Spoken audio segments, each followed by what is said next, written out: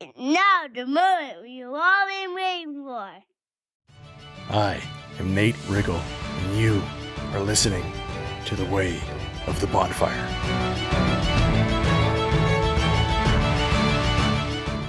All right, I'm about to rock the mic here for you today on the podcast where we bring the world together in better ways so more people can start making the most of their lives and stop waiting like that's for another day. There was a previous episode called Time Travel for Beginners, and it was really just focused on ways to use your mind to time travel. It's a true thing, mental time travel. I think when it got kicked out to YouTube, they said it was a misleading title, so I just don't want you to be misled. Anyway, this one is called Time Travel for Intermediates because the last one was really focused on, things like imagine that you are in your 20s or 30s or whatever 10 years ago was for you, and everything that you'd been thinking about wanting or wondering what your life would be like or wondering what you might have. Mentally in your mind, time travel to this moment, this present moment that you're in, as if you're that person and you're seeing all the things that you have for the first time.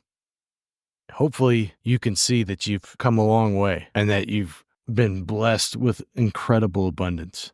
And the other one was if you go to when you're older, when you're 99 years old and you're wishing you could still run around and do all kinds of cool stuff. And maybe you still can, but your kids have moved out of the house and they've got their own families now, and you long for time with them, and you, in your mind, travel back to this moment and you say to yourself, I'm going to cherish this moment because I just came from the future, and this is not time to be wasted or squandered with worry and stress and anger and impatience. It's time to savor every drop of it.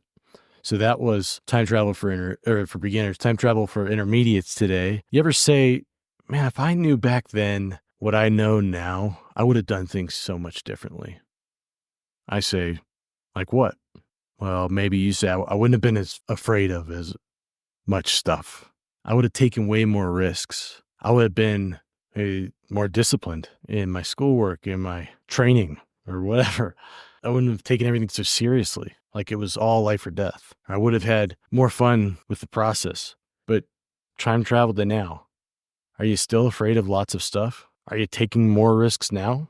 Why not? And you say, well, the stakes are higher now. I have a family, a mortgage, I get debts, I got all these different things. The stakes are just higher now. They didn't seem really high back then. What about in high school? You don't remember feeling like something that seems trivial now was just going to ruin everything for you forever? What about in college? What about in just different relationships that you've had? What about in your first job, your first kid?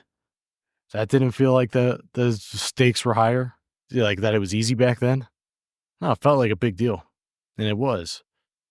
What about your first business? What about the level before anything that you're in? Is that all compared to right now? All those things seem like maybe child's play, right? It's like, man, one kid is nothing compared to 3, but one kid is a big deal. And it's a humongous change, and it's not easy. Maybe you say, yeah, I was just had hormones flowing through me in middle school. I just had too much going on. That's why I was. Is it? Is that the only reason? Or is it an excuse? Would you still say the same thing about knowing what you know now at those stages versus the stages before them? So if you're in high school, would you say, if I knew now what I knew, if I knew back in middle school what I know now, I would have done it differently? Maybe.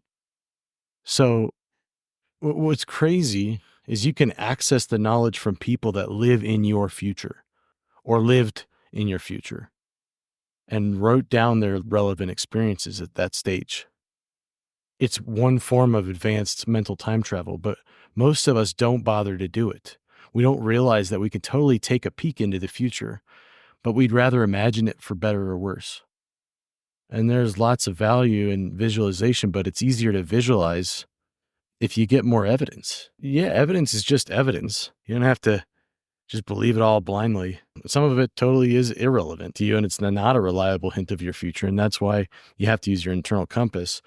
But some of it, like I said, totally is, and it's sitting there for you to use as you please to get the clues you need to travel from your future back to the past in this moment and do what you wish you would have done right now.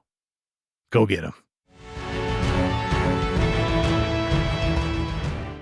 Hey, thanks for listening to the podcast today. I hope it had impact and meaning, but I really would like it if you work more on becoming that bonfire in your life for yourself and for other people, and start really going after that growth and that change that you've been waiting for. I promise I can help you get started on that at changewithnate.com, or you can go to the business website and we'll teach you how to grow in ways that really compound. That's at wayfirelabs.com. Either way, I hope to hear from you soon. Get on the calendar and we'll see you on the next one.